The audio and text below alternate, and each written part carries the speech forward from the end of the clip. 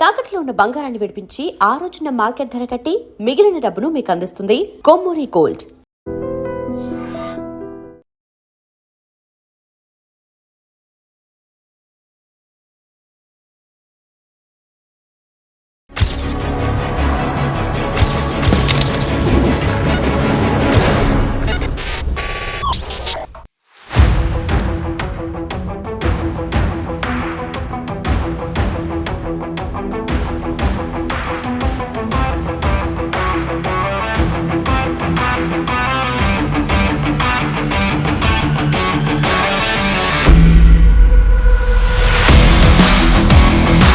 ఈరోజు మన గెస్ట్ ఎర్రవల్లి రవి, మాజీ మావోయిస్ట్.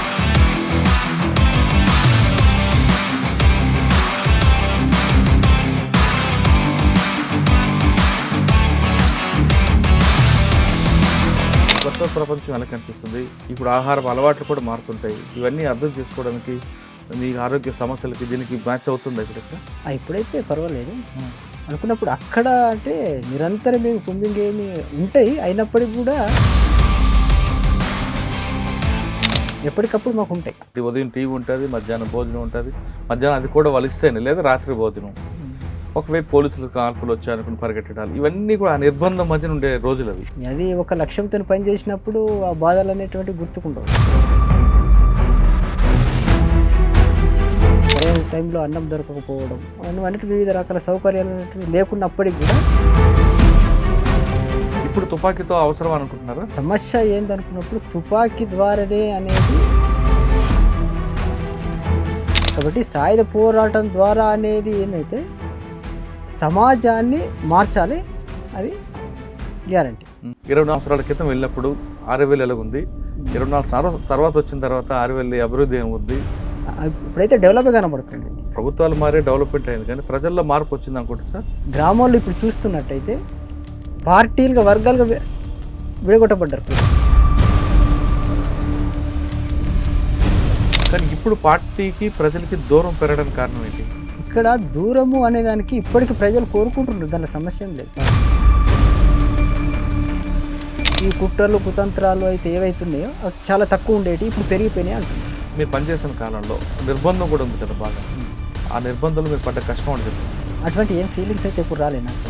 అయితే అన్నం దొరకని రోజులు కూడా ఉన్నాయి. అయితే ఆ కష్టాలు మామూలు అనేది ముందు నుంచే ప్రిపేర్ అయి ఉన్నాం కాబట్టి అవి అంత పెద్దగా ఉండవు. అన్నం దొరకని రోజు ఏం చేసేవారు అప్పుడు? దొరకనప్పుడు ఇప్పుడు ఏమైతే కొద్దిగా బియ్యం ఉన్నాయనుకో, దాన్ని జావలాగా అంబలాగా చేసుకుని తాగాం. ఈ దినచర్య ఎలాగుంటుంది? ఇప్పుడు దినచర్య అనుకున్నప్పుడు ఉదయం మనం చేసినామంటే డ్యూటీకి అయిన తర్వాత వేపన్స్ క్లీన్ చేస్తాం.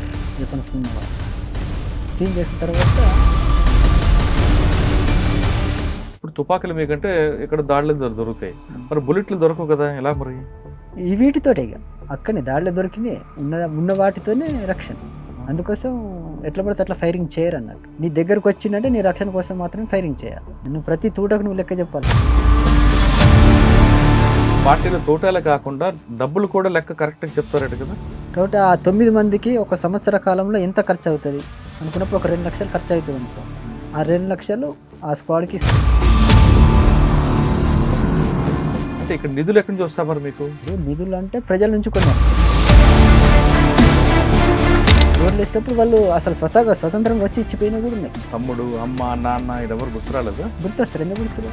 మరి ఏం చేస్తారు, కలవాలి, మాట్లాడాలని కూడా ఇప్పుడు అనుకోలేదు. ఇబ్బంది అవుతుంది, వీళ్ళకి ఇబ్బంది అవుతుంది, నాకు కూడా ఇబ్బంది అవుతుంది. ఎందుకు? ఇప్పుడు నాకు రావడం ఒక సమస్య, నేను ఎక్కడున్నా తెలిసిపోతుంది. తర్వాత వచ్చిపోయిన వీళ్ళ మీద ఆల్రెడీ నిఘా ఉంటుంది.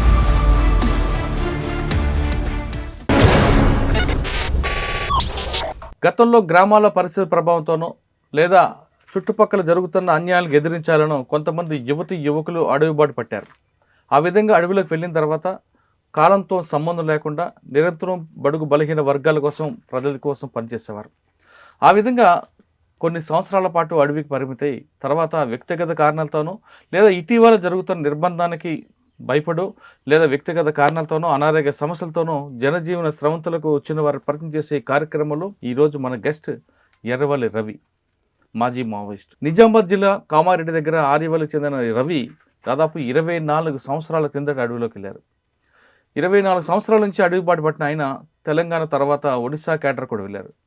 ఒడిశాలో నౌపడా దగ్గర కొంతకాలం పనిచేసి తిరిగి తెలంగాణలో భూపాలపల్లి, ఆసిఫ్ నగర్ ప్రాంతం నుండి వచ్చి ఇటీవల డీజీపీ గారి ముందు సరెండర్ అయ్యారు.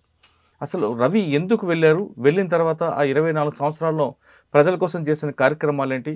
ప్రస్తుతం ఇక్కడ వచ్చిన తర్వాత ఇక్కడ ఉన్న ప్రపంచం ఏ విధంగా ఉంది? ఇప్పుడు ఆయన జీవన విధానం ఏ విధంగా ఉండబోతుందన్న విషయాన్ని రవిని అడిగి తెలుసుకుందాం. రవి నమస్తే. నమస్తే. ఎప్పుడో 24 సంవత్సరాల క్రితం తెలంగాణ రాష్ట్రాన్ని విడిచి వెళ్ళిన మీరు మళ్ళీ ఇటీవల వచ్చారు. వచ్చిన తర్వాత అప్పుడుకి కామారెడ్డికి, అప్పుడు ఆర్యవేలకి, అప్పుడు నిజామాబాద్ జిల్లాకి ఇప్పుడుకి ఎంత తేడా ఉంది? ఇప్పుడు ఈ ప్రపంచం ఎలా కనిపిస్తుంది? అంటే అక్కడ ఉన్న చుట్టూ ఆదివాసీలు, ఆ అడవి మీకుండేది. ఇప్పుడు ఒకప్పుడు గ్రామానికి, ఇప్పుడు గ్రామానికి, ఇప్పుడున్న అభివృద్ధికి ఇవన్నీ చూసిన తర్వాత ఏమనిపిస్తుంది? అంటే అప్పటికిప్పుడు చూసుకున్నట్టయితే డెవలప్ అయితే జరిగింది, కనబడుతున్నటువంటిది రోడ్ కమ్యూనికేషన్ కానీ ఇక వివిధ రకాల చూసినట్టయితే డెవలపింగ్ అయితే కనబడుతుంది. అయితే ఇంకా ప్రజల యొక్క సమస్యలు ఎంతవరకు తీరినాయి అనేది ఇంకా నాకేం అర్థం కాదు. వచ్చింది మొన్న రీసెంట్గా కాబట్టి అవి చూడాలి, ఇక ఉండగా అవి అర్థమవుతూ ఉంటాయి. నిత్యం పోలీసులు చుట్టుపక్కల ఉంటారు అడవిలో ఉన్నప్పుడు, ఏ వైపు నుంచి ఎవరు వస్తారో తెలీదు. ఓకే, అది చుట్టూ ఉన్న ఆదివాసీలే మీకు ప్రపంచం, ఆ పచ్చని చెట్లు అదే మీకు అంత ఆనందంగా ఉండేది. అవన్నీ విడిచిపెట్టి ఇప్పుడు ఇందులోకి రావడంతో ఈ కొత్త ప్రపంచం ఎలా కనిపిస్తుంది? ఇప్పుడు ఆహార అలవాట్లు కూడా మారుతుంటాయి. ఇవన్నీ అర్థం చేసుకోవడానికి మీ ఆరోగ్య సమస్యలకి దీనికి మ్యాచ్ అవుతుందా ఇప్పుడు ఇక్కడ? ఇప్పుడైతే పర్వాలేదు అనుకున్నప్పుడు అక్కడ అంటే నిరంతరం ఏమి కుంభింగ్ ఏమి ఉంటాయి, అయినప్పటికీ కూడా మాకు వచ్చేటటువంటి ఇన్ఫర్మేషన్ వస్తూ ఉంటుంది. ఎనిమిది ఎక్కడ దాకా వచ్చింది, ఏంటి ఎనిమిది కథలకి ఏంటి అనేటువంటిది ఎప్పటికప్పుడు మాకు ఉంటాయి. ఉండే అనేది కాదు. కానీ అక్కడ సమయానికి భోజనం ఉండదు. ఆదివాసులు పెట్టిందే మీకు భోజనం రోజుకి 2 సార్లు. ఒకసారి ఉదయం టీవీ ఉంటుంది, మధ్యాహ్నం భోజనం ఉంటుంది. మధ్యాహ్నం అది కూడా వాళ్ళు ఇస్తేనే, లేదా రాత్రి భోజనం. ఒకవైపు పోలీసులు కాల్పులు వచ్చాయనుకుని పరిగెట్టడాలు, ఇవన్నీ కూడా ఆ నిర్బంధం మధ్యన ఉండే రోజులు అవి ఉంటాయి. ఇప్పుడైతే ప్రశాంతంగా జీవితం అనిపిస్తున్నారా? భోజనాలు, తమ్ముడు టైంకి తమ్ముడు అన్నం పెట్టడం, అవన్నీ గతంలో బాల్యం అంత గుర్తుకొస్తుందా? అంటే దానికి దీనికి తేడా ఉంటుంది కదా. అది ఒక లక్ష్యంతో పని చేసినప్పుడు ఆ బాధలు అనేటువంటి గుర్తుకుండవు. ఇక ఎవరికైనా కూడా ఒక లక్ష్యానికి చేరుకోవాలనేటువంటి దాంతో పనిచేసినప్పుడు ఆ బాధలు సెకండరీ అయిపోతాయి అంతే. సరైన టైంలో అన్నం దొరకకపోవడం, అన్నట్టు వివిధ రకాల సౌకర్యాలు అనేటివి లేకున్నప్పటికీ కూడా అవంతా మామూలుగానే ఉంటాయి అన్నట్టు. అంటే అప్పుడులో మీరు వెళ్ళేటప్పటికి తుపాకీతోనే రాజ్యం సాధించాలనే భావంతో వెళ్ళినట్టున్నారు, దాంతోనే సాధ్యం అవుతుంది. కానీ ఇప్పుడు మీరు బయటకు వచ్చాక ఇవన్నీ చూసారు, అభివృద్ధి చూసారు, ప్రజలు మార్పు చూసారు, ప్రజలకు ఏం కావాలనుకున్నది కూడా చూస్తున్నారు. కాబట్టి ఇప్పుడు తుపాకీతో అవసరం అనుకుంటున్నారా? సమస్య ఏందనుకున్నప్పుడు తుపాకీ ద్వారానే అనేది, అంటే మీరు అనే తుపాకీ ద్వారానే అనేది మీరు ఏదైతే అంటున్నారో సాయుధ పోరాటం ద్వారా అనేది, సాయుధ పోరాటం ద్వారా. కాబట్టి సాయుధ పోరాటం ద్వారా అనేది ఏంటంటే సమాజాన్ని మార్చాలి, అది గ్యారంటీ. ఇప్పుడున్న ఈ సమాజముతోటి ఈ అసమానతలు తొలగిపోతాయి అనేది నాకు డౌట్. కాబట్టి ఇప్పుడు రాజ్యాంగం ఏదైతే ఉందో రాజ్యాంగాన్ని 100% నువ్వు అమలు చేసినట్టయితే ఏ పోరాటాలు ఉండవు. రాజ్యాంగం చాలా వరకు బెటర్గా ఉన్నది, అయితే అది అమలు కావాలి. సరే, మనం ఒకసారి వెనక్కి వెళ్దాం. రైట్. 24 సంవత్సరాల క్రితం వెళ్ళినప్పుడు ఆర్యవేలు ఎలాగుంది? 24 తర్వాత వచ్చిన తర్వాత ఆర్యవేలు అభివృద్ధి ఏముంది? ఇప్పుడైతే డెవలప్ కనబడుతుంది. అప్పుడు ఎలాగుండేది? అప్పుడేమో ఇన్ని బిల్డింగ్లు లేకపోయేది, రోడ్డు సౌకర్యం లేకపోయేది, మౌలిక సదుపాయాలు తక్కువ ఉండేవి. ఇప్పుడు చూస్తే అదంతా డెవలప్ అయింది, డెవలపింగ్ కనబడుతుంది. అప్పుడు హైదరాబాద్ కానీ కామారెడ్డి, నిజామాబాద్ ఎలాగుంటే ఇప్పుడు ఎలాగుంది? డెవలప్ అయింది. ఇప్పుడు 24 సంవత్సరాల్లో ఎన్నో ప్రభుత్వాలు మారినాయి కాబట్టి డెవలపింగ్ అయితే ఉన్నది, లేదనేది. ప్రభుత్వాలు మారే డెవలప్మెంట్ అయింది, కానీ ప్రజల్లో మార్పు వచ్చింది అనుకుంటా సార్? ప్రజల్లో మార్పు అంటే ఒక రకంగా చెప్పాలంటే గ్రామాల్లో ఇప్పుడు చూస్తున్నట్టయితే పార్టీలుగా వర్గాలుగా విడగొట్టబడ్డారు ప్రజలు. ఇప్పుడు ముందు ఈ గ్రామాల్లో కేవలం పీపుల్స్ వార్ పార్టీ మాత్రమే ఉండేది. అప్పుడు మానవత్వం అనేది కనిపించేది స్పష్టంగా చెప్పాలంటే. అయితే ఇప్పుడు వర్గాలుగా విడిపోయి బీఆర్ఎస్ పార్టీకి కొద్దిమంది, బీజేపీ పార్టీకి కొద్దిమంది, కాంగ్రెస్ పార్టీకి కొద్దిమంది, ఇండివిజువల్ కొద్దిమంది. కాబట్టి ఐక్యత అనేది లేదు. ఒక నిర్ణయానికి రావడంలో సమస్యలు ఉన్నాయి. అప్పుడు ఒకటే ఉండేది. అప్పుడు ప్రజల ఐక్యత ఉండేది అంటారు. అంటే ఇక ఇటు అటు పోయేటోళ్ళు కాదు కదా. కాబట్టి ఈ రాజకీయాలు అనేటువంటి తక్కువ ఉండేవి. Hmm. ఇప్పుడు చూస్తున్నట్టయితే 3 వర్గాలుగా కనబడతారు, 3 పార్టీలు కనబడతారు ప్రజలను చూసినట్టయితే. వీళ్ళకి వాళ్ళకు పడది, వాళ్ళకి వీళ్ళకు పడది. అది స్పష్టంగా కనబడుతున్నటువంటి ప్రతి ఊరు అని అది ఉండదు. ఏ ఊరికి వెళ్ళినా కూడా అవి కనబడుతుంటాయి మనకు. అప్పట్లో ఏదైనా సమస్య వస్తే పార్టీ కోసం చూసేవారు ప్రజలు, ఎస్. పార్టీ వచ్చే వరకు అన్నల కోసం ఆదరించేవారు. కానీ ఇప్పుడు పార్టీకి ప్రజలకి దూరం పెరగడానికి కారణం ఏంటి? ఇక్కడ దూరము అనే దానికి ఇప్పటికి ప్రజలు కోరుకుంటున్నారు, దాంట్లో సమస్య ఏం లేదు పార్టీని. అప్పుడే అరచకాలు తక్కువ ఉండేటి, అవినీతి తక్కువ ఉండేది. ఇప్పుడు దూరమైన బట్టి ప్రజలకు భయం అనేటువంటి లేదు. ప్రజలకంటే ఇప్పుడు ఈ పెత్తందారు లాంటి ఈ పనులు చేసే అరచకాలు చేసే వాళ్ళకు భయం అనేది లేదని ప్రజలు చెప్తా ఉన్నారు ఇప్పటికి కూడా. అప్పుడు అంతో కొంత ఒకటి భయం ఉండేది. ఈ కుట్రలు కుతంత్రాలు అయితే ఏవైతున్నాయో అవి చాలా తక్కువ ఉండేవి, ఇప్పుడు పెరిగిపోయినాయి అంటున్నారు. సరే, ఒకసారి మనం వెనక్కి వెళ్దాం. సరే, ఎర్రవల్లి రవి ఆరివల్ నుండి ఎందుకు వెళ్ళాల్సి వచ్చింది? అంటే అప్పుడు మనం చూసినట్టుంటే అరచక ఆల్రెడీ ఉన్నాయి. ఇప్పుడు దళము వచ్చినప్పుడు వాళ్ళు చాలా విషయాలు నాకు చెప్పి నాకు అర్థమైపోయి. ఫస్ట్ నేను వచ్చిన తర్వాత, దళము వచ్చిన తర్వాత అప్పుడు ఫస్ట్ 96లో అనుకుంటా ఫస్ట్ ఊర్లోకి వచ్చిందా? ఊర్లోకి వచ్చారు. మంద రమేష్ అని ఇక్కడ దళ కమాండర్ ఉండేవాడు. ఆయన కూడా చనిపోయాడు. కాబట్టి ఆయన కొద్దిమంది బాలలతో ఒక బాల సంఘం పెట్టాడు. కాబట్టి ఆయన ఊరు కోసం పనులు చేయాలని చెప్పి, ఏం పనులు, ఒక 2 పనులు మేము మంచి పనులు చేసినాం. మేము ఒక 15 మంది మా దోస్తంతా కలిసి ఒక బాల సంఘం అని పెట్టారు. దాంట్లో మొదట మా ఊర్లో కొట్టాలని, ఈ ఎడ్ల కొట్టాలని కాలిపోతూ ఉండేది ప్రతి సంవత్సరం. చాలా కొట్టాలు కాలిపోతూ ఉండేవి. కాబట్టి దీనికి కారణం ఏంటిది అనుకున్నప్పుడు బీడీలు తాగుతారు, బీడీలు పడేయడం, లేదా అగ్గిపెట్టెలు. ఈ అగ్గిపెట్టెలు కూడా బీడి ముట్టించుకొని పాడేసేవాళ్ళు. దీని కారణం ఏంటిది అనుకున్నప్పుడు అగ్గిపెట్టెలు కూడా ఒక కారణం. అయితే కొద్దిమంది కావాలని నిప్పు పెట్టేవాళ్ళు కూడా ఉండేవాళ్ళు. అయితే ఇది కూడా మెయిన్ కారణం. వాళ్ళు బీడీలు తాగి తర్వాత ఈ అగ్గిపెట్టె ముట్టించుకొని బీడి ముట్టించుకొని పడేస్తే అక్కడ చెత్త చెదరం ఏదైనా ఉంటే అది అంటుకొని గుడిసెలు కూడా అంటుకునేవి. కాబట్టి అప్పుడు కారణం ఏంది, అప్పుడు ఈ అగ్గిపెట్టెలు ప్లాస్టిక్ అగ్గిపెట్టెలు కూడా ఉండేవి, ఇవి ఉండేవి. కాబట్టి ప్లాస్టిక్ అగ్గిపెట్టెలు తెచ్చేవాళ్ళు దుకాణదారులు. కాబట్టి ప్లాస్టిక్ అగ్గిపెట్టెలు బంద్ పెట్టాలి, ఈ కట్టె పుల్లలు ఉండేవి అవి మాత్రమే తేవాలి. అవి పోయి మేము దుకాణాలలో చెప్పినాం. కాబట్టి అది ఆ మేరకు తగ్గించగలిగాం. ఇంకొకటి ఈ కళ్ళు దుకాణం అని ఉంటుంది. కళ్ళు దుకాణంలో మందు ఎక్కువ వేసేవాళ్ళు, గుల్ఫారం అంటారు దాన్ని. వేయడంతో ఆ రోజు అంతా కళ్ళు తాగేవాళ్ళు, వాళ్ళంతా మత్తు ఎక్కువై పడిపోయేవాళ్ళు. ఆ రోజు మాకు అర్థమయ్యేది. కాబట్టి మళ్ళీ తెల్లారి మేము అంతా జమ అయ్యి మీటింగ్ చేసుకొని ఈరోజు ఎక్కువ వేసిండ్రు కాబట్టి పోయి చెప్దాం. ఆ కళ్ళు దుకాణం యజమానికి పోయి చెప్పినప్పుడు అది తక్కువ వేసేవాడు. మరి ఈ 2 పనులు కూడా మేము మంచి చేయగలిగాం. మాకు దాంట్లో మంచి పేరు వచ్చింది. అంటే ఆ రోజుకి చెప్పేటోళ్ళం, వాళ్ళు కూడా రిసీవ్ చేసుకునేటోళ్ళు. ఎవరు? కళ్ళు దుకాణం పనులు. కాబట్టి అదొకటి. ఇంకా మా బాలలకు అందరికి వాళ్ళు ఏం చెప్పిండ్రు, స్కూల్లో ఫస్ట్ రావాలి, మంచిగా చదువుకోవాలి అనేటటువంటి. కాబట్టి దానితో ఏమైంది, మాదంతా పేదరికం కాబట్టి మేము గవర్నమెంట్ స్కూళ్ళలో చదివినాం. మా క్లాస్మేట్స్ కొద్దిగా ఉన్నవాళ్ళు వాళ్ళు ప్రైవేట్ స్కూళ్ళలో చదివేటోళ్ళు. కాబట్టి 10th క్లాసులో నేను ఫస్ట్ క్లాస్లో వచ్చాను. ఫస్ట్ క్లాస్లో వచ్చినప్పుడు మిగతా ప్రైవేట్లో చదివిన వాళ్ళు అంతా ఫెయిల్ అయిపోయారు. మళ్ళీ చెప్పండి. ఇప్పుడు నేను గవర్నమెంట్లో స్కూల్లో చదివేవాడిని, మిగతా మా క్లాస్మేట్స్ అందరూ కూడా వాళ్ళు ప్రైవేట్ స్కూల్లో చదివేవాళ్ళు. వాళ్ళకి మళ్ళీ ట్యూషన్ పోయేవాళ్ళు. మాకు ట్యూషన్ లేదు, ఏం లేదు. చదువుకోవడం ఒకటైతే మాకు ట్యూషన్ అంటే ఏం లేదు. మళ్ళీ ఉదయం సాయంత్రం మళ్ళీ చేనులకు వచ్చి పని చేసుకోవడం మేము. కాబట్టి మరి ఎట్లా ఫస్ట్ రావాలి, మరి ఫస్ట్ మార్కులు ఎట్లా వస్తే, వాళ్ళకి ట్యూషన్ ఉంది, ప్రైవేట్కు గవర్నమెంట్కు తేడా ఉంటుంది. కాబట్టి నేను గవర్నమెంట్లో చదువుకున్నా, ఫస్ట్ క్లాస్ వచ్చిన. ఎలా? గవర్నమెంట్ స్కూల్లో చదువుకొని ట్యూషన్ లేదు, ఏమి లేదు. మళ్ళీ ఉదయం సాయంత్రం వచ్చి చేనులో పని చేసుకోవడం. బట్ వాళ్ళ పిల్లలు ఏంటి, ఉన్నోళ్ళ పిల్లలు వాళ్ళకు ట్యూషన్ ఉంటుంది, ప్రైవేట్ స్కూలు, పని కూడా తక్కువనే వాళ్ళకు, చేను పనులు చేసుకోవడం తక్కువని. కానీ వాళ్ళు ఫెయిల్ అయిపోయారు చాలామంది. కొద్దిమంది పాస్ అయిన కానీ చాలామంది ఫెయిల్ అయిపోయారు. కాబట్టి ఇది ఎందుకు అంటే ఎలా చదువుకోవడం అనేది కూడా వాళ్ళు చెప్పారు. చదివే విధానం ఎట్లా ఉండాలి, మీరు ఎట్లా పాస్ కాగలుగుతారు, అట్లా ఫస్ట్ క్లాస్లో రావడం అంటే అది కూడా మనకు నచ్చింది అన్నట్టు. అంటే ఈ కార్యక్రమాలతో పార్టీ వైపు మీరు వెళ్ళడానికి ప్రయత్నం చేశారు? రావడం, రెగ్యులర్గా కలవడం, ఇవన్నీ చేసి. ఎప్పుడు వెళ్ళారు మీరు? ఏ వయసులో? 16, 17. అంటే మీకు ఎవరు బాధ్యత అప్పుడు? ఇక్కడ మందరమేష్ అని కమాండర్ ఉండే, కామారెడ్డి దళ కమాండర్గా ఉండే. అంటే వెళ్తూనే లోపలికి వెళ్ళిపోయారా, లేదా కొంతకాలం బయట పనిచేసి తర్వాత లోపలికి వెళ్ళారా? ఇప్పుడు ఊళ్ళో ఉన్నప్పుడేమో వచ్చేటప్పుడు వాళ్ళు వచ్చినప్పుడు పిలిపించుకునేది, పోయేది, కలిసేది, ఏవో ఇటువంటి విషయాలు తెలుసుకొని మళ్ళీ పంపించేది.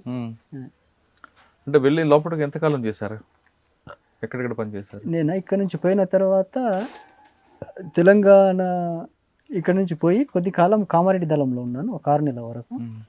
తర్వాత పశ్చిమ కరీంనగర్లో కొడిమ్యాల ప్రాంతంలో మరో 6 నెలలు, సంవత్సరం పాటు అక్కడ ఉన్నాను.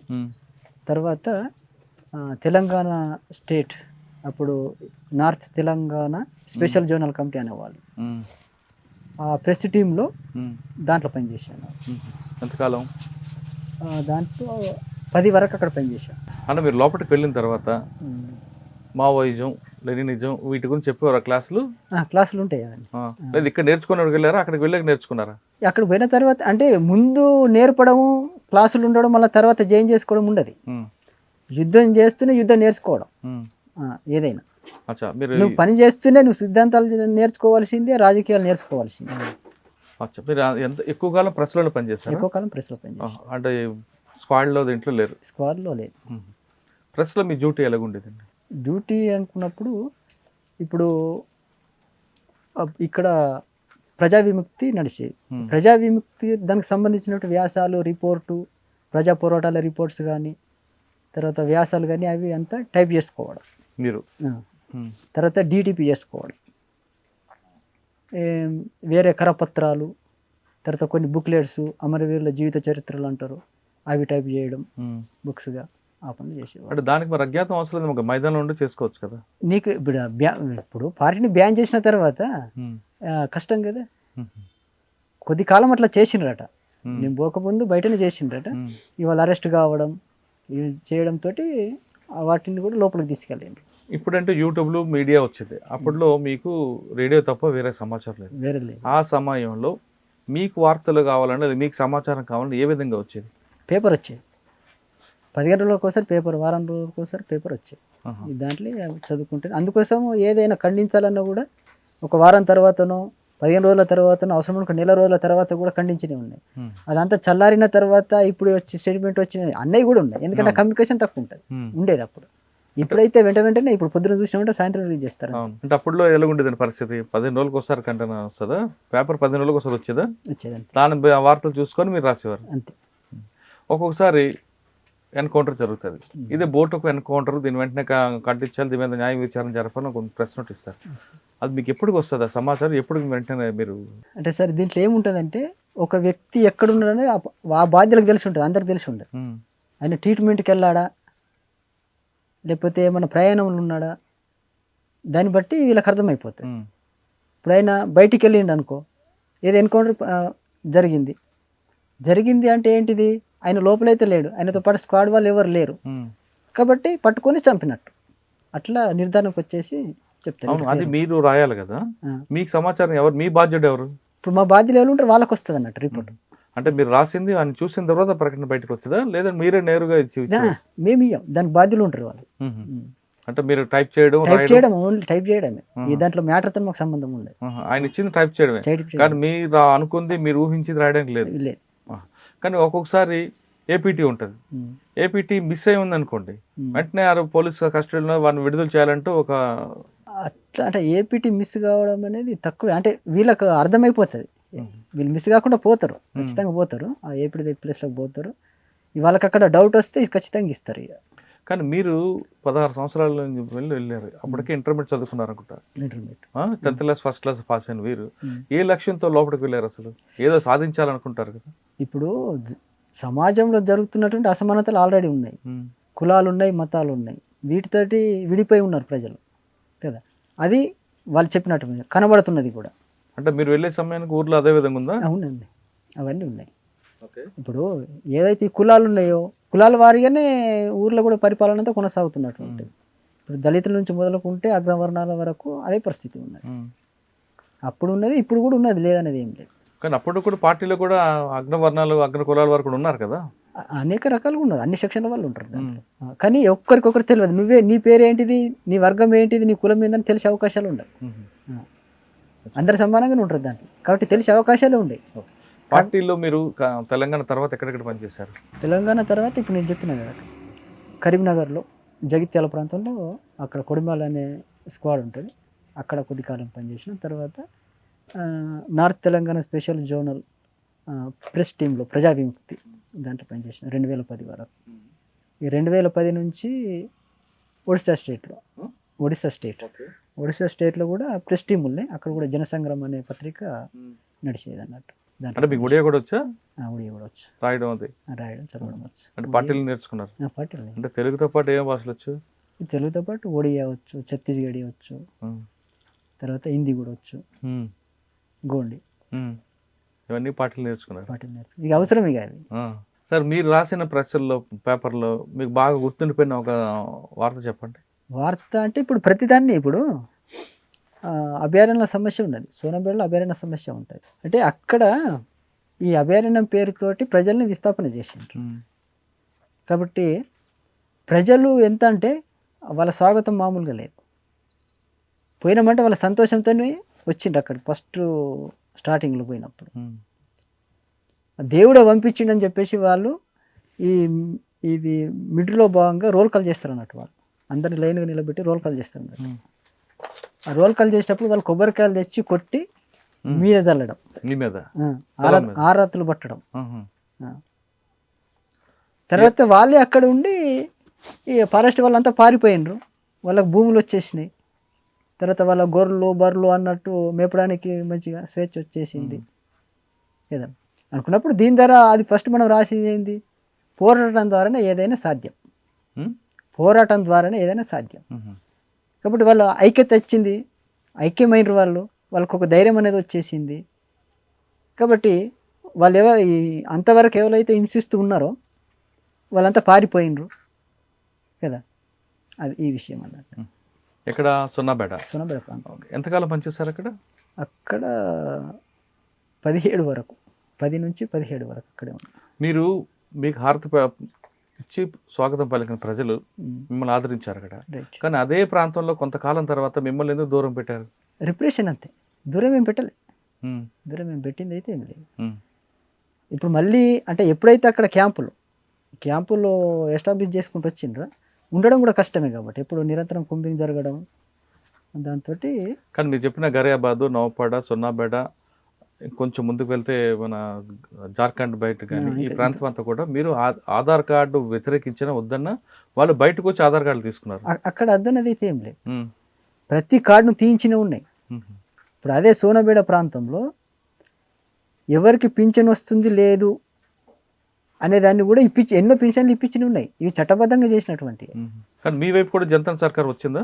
అక్కడ లేదు, ఛత్తీస్గఢ్లో ఉన్నది అన్నారు కానీ అక్కడ. మరి మీరు ఎందుకు అటు జనతా సర్కార్ బాగా సక్సెస్ అయిన సబ్జెక్ట్ కదా, మరి మీరు అక్కడ కాలే, ఓన్లీ ఛత్తీస్గఢ్. అయింది, ఛత్తీస్గఢ్ విజయంగా నడిచింది కదా, మరి జనతా సర్కార్ ఒడిశా వైపు ఎందుకు తీసుకెళ్ళలేదు మీరు? అంటే అక్కడ బలం పెరగాలి కదా, ప్రజల్ని నువ్వు సమీకరించాల్సి ఉంటుంది, వాళ్ళ చైతన్యంపై ఆధారపడాల్సి ఉంటుంది. కానీ మీరు చెప్పిన సోనాపేట, ఆడ జైపూర్, ఇంకా ముందుకు వెళ్తుంటే నవరంపూర్ కానీ ఇవన్నీ ఉన్నాయి, అక్కడంతా కూడా ఆదివాసులు ఉంటారు, దళారులు ఎక్కువ ఉంటారు. మరి ఆ దళారు వ్యవస్థను ఎందుకు మీరు కంట్రోల్ చేయలేకపోయారు? అక్కడ అప్పటికి ఇప్పటికి కూడా కొన్ని ప్రాంతాల్లో రూపాయి నోటుకి కాయిన్కి తేడా తెలియదు. తెలుసు, ఎందుకు తెలియదు? ఇప్పుడు మన ఇక్కడ ఈ బస్తర్కు ప్రాంతంలో తెలియదని అంటారు, అక్కడ చాలా డెవలప్ ప్రజలు, చాలా డెవలప్ అయిన ప్రజలు. వాళ్ళు కోరాపుట్టు, సోనాపేట లేదంటే నవపేట, సాలూరు వరకు వచ్చి అమ్ముకుంటున్నారు వస్తువులు. ఆ వస్తువులని ధర దొరకట్లేదని కూడా వాళ్ళు చాలా మంది గొడవ చేశారు కదా. మరి మీరు ఎక్కడ ప్రజలు అంటున్నారు కానీ మీరు ఒడిశా ప్రాంత ప్రజల గురించి మాట్లాడుతున్నారు. ఒడిశా అంటే ఈ బార్డర్ చెప్పిన నవపేట, గరియాబాదు, రెగ్యులర్ గా వాళ్ళు మార్కెట్కి వెళ్తారు. వాళ్ళు ఉదయం వెళ్ళినట్టు సాయంత్రం వస్తారు, ప్రతిరోజు పోతారు. వాళ్ళకి బైకులు ఉన్నాయి ఆల్రెడీ, ట్రాక్టర్స్ ఉన్నాయి, వెహికల్స్ ఉన్నాయి ఆల్రెడీ. కానీ దళారు ఇచ్చిన ధరనే వాళ్ళు అమ్ముతున్నారు తప్ప మీరెందుకు ఒక ధరని నిర్ణయించలేపారు అక్కడ? ఇంకొకటి చెప్తాం, అక్కడ కమర్ ఆదివాసీలు అని ఉంటారు అన్నమాట. అంటే ఇక్కడ మేదరోళ్ళు అంటారు, వాళ్ళు ఈ తట్టలు బుట్టలు అల్లుకొని బతుకుతారు అన్నమాట. కాబట్టి ఆ రేటు కోసం మేము కూడా కృషి చేసినవి ఉన్నాయి. వాళ్ళకు ఈ ఆదివాసీ దర్జా ఇవ్వలేరు అన్నట్టు. వాళ్ళు అడవిలోనే ఉంటారు, చాలా వెనుకబడిన ప్రజలు. ఛత్తీస్గఢ్లో ఆదివాసీ, ఒడిశాలో ఆదివాసీ కాదు. కాబట్టి ఒడిశాలో కూడా వెనకబడి ఉన్నారు కాబట్టి మమ్మల్ని కూడా ఆదివాసీ దర్జా హోదా ఇవ్వాలని చెప్పేసి వాళ్ళు కొద్దిమంది చదువుకున్న యువకులు పోయి మెమోరాండాలు అవి ఇచ్చినప్పుడు కూడా చేయలే వాళ్ళు. కాబట్టి ఆ యువకులంతా కూడా సమీకరించి మేము పోరాడతామన్నట్టు మీరు పోరాడంటే చాలా పోరాడినరు, ఇవ్వలే.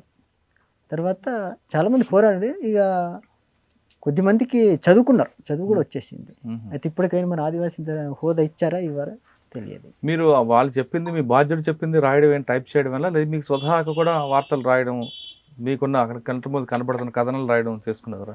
అట్లా కొన్ని వ్యాసాలు రాయడం అనేది అలా జరుగుతుంది. ఆ విధంగా రాసిన వ్యాసాలు మీకు బాగా గుర్తుండిపోయిన వ్యాసం అంటే? ఇప్పుడు సోనబేడ అభయారణ్యం ఉన్నది. ఇప్పుడు దాంట్లో చూసుకున్నట్టయితే అది ఎలా పరిష్కరించాలి వాళ్ళ సమస్యలు. ఇప్పుడు అన్నీ అక్కడ పరిష్కరించిన చాలా ఉన్నాయి. అభయారణ్యము అన్నప్పుడు ఆ అభయారణ్యంలో నువ్వు తునికాకి కోసే పర్మిషన్ ఉండదు, కరెంట్ ఎలక్ట్రిసిటీ పర్మిషన్ లేదు, రోడ్లు పర్మిషన్ లేదు. ఇవన్నిటిని కూడా మేము తీసుకొచ్చి ఉన్నాయి దాంట్లో. అక్కడ కొమ్మన బ్లాక్ అని చెప్పేసి ఎంఆర్ఓ ఉంటాడు, ఎంఆర్ఓ వచ్చిపోయాడు మా దగ్గరికి ఆల్రెడీ. మరి అక్కడ ఒక 50 గ్రామాలు ఉంటాయి గుట్ట పైన, మరి ఆ ఎలక్ట్రిసిటీ లేదు, అక్కడ రోడ్డు లేదు. ఇది అవసరం ఇయ్యమంటారు వాళ్ళు, ఫారెస్ట్ వాళ్ళు. మరి వీళ్ళ కరెంట్ లేకుండా చీకట్లు ఎట్లా బతుకుతారు అంటే జంతువులు పారిపోతాయి. ఇక్కడ ఉండాల్సిన జంతువులు తప్ప మనుషులు కాదు, మనుషులకు పర్మిషన్ లేదు. మరి ఎలా సమస్య పరిష్కరించారు? కాబట్టి ప్రజలకు అవసరం అది, ఇవ్వకపోతే ఎట్లా? మరి నువ్వు రాజ్యాంగంలో రాసింది ఉంది, మౌలిక వసతులు ఏవైతున్నాయో ప్రభుత్వం అడగకుండానే కల్పించాలి బాధ్యత. మరి కల్పించాలి, మీరే ఆలోచించండి అన్న తర్వాత ఏ రకంగా వస్తుంది అని చెప్పేసి మళ్ళీ పోయి కొద్ది రోజుల తర్వాత చేయొచ్చు అని చెప్పేసి వచ్చింది. తర్వాత కేబుల్ సిస్టమ్లు ఇచ్చిండ్రు అన్నట్టు, కరెంట్. కరెంట్. ఇప్పుడు మీ ఎంఆర్ఓ గారు కూడా మీ దగ్గరకు వచ్చారంటే తర్వాత నెక్స్ట్ పోలీస్ వ్యవస్థ కూడా దగ్గరకు వచ్చి ఉంటుంది కదా మీకు.